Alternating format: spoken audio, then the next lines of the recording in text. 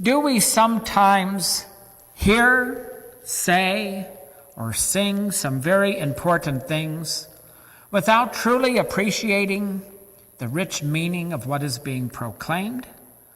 We might go through the motions of saying the creed, or praying the Our Father, reciting the Pledge of Allegiance, or even singing the Star-Spangled Banner.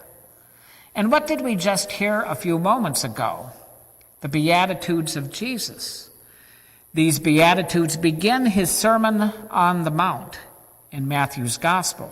Just recently, a clergyman by the name of Sam Rodriguez read this passage at the president's inauguration. It's tempting to rush through the Beatitudes. They are somewhat repetitive, but we can do better. We should strive to hear them anew and embrace their meaning. Let them lead us to appreciate the presence of God in every aspect of life. So what are the Beatitudes? God's promises to people, promises to be blessed, and that word means happy, truly happy, in a positive relationship with God. And what is the most important beatitude? The very first one. Blessed are the poor in spirit. How we repeated that a number of times today in our response. It signifies an openness to God. It means that we have the courage and the honesty to realize and admit our own limitations. It enables our knowing that we are part of a greater community with responsibilities to care for others. And it puts us on the right track from the very start. We mentioned that the Beatitudes are promises that God made to people.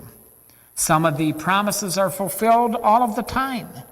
Every day, mourners are comforted, but some of the Beatitudes are promises that will only be fulfilled in the fullness of time, when God's kingdom comes, when there's a time of no more mourning, no more lack of mercy, no more conflict between people, no more injustice, and an end to all persecutions. But even now, the Beatitudes are here before us to give us hope.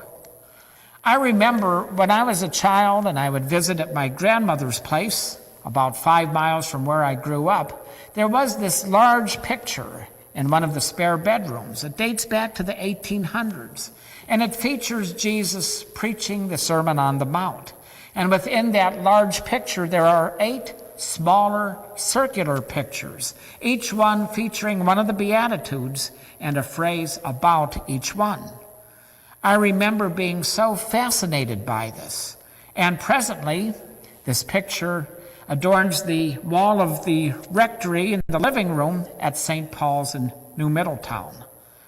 And as time goes by, I realize we must go beyond merely being fascinated with the Beatitudes.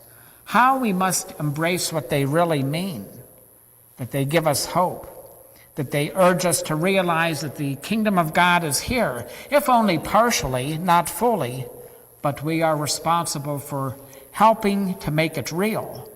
The Beatitudes remind us that we are people of faith, that we have these constant opportunities to make choices to believe that God is with us in all circumstances, even in the most challenging of times.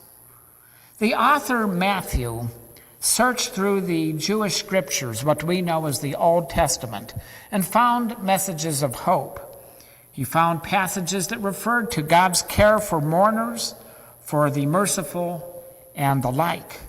And then he put these words on the voice of Jesus, kind of like Jesus giving a pep talk to his followers during uncertain times.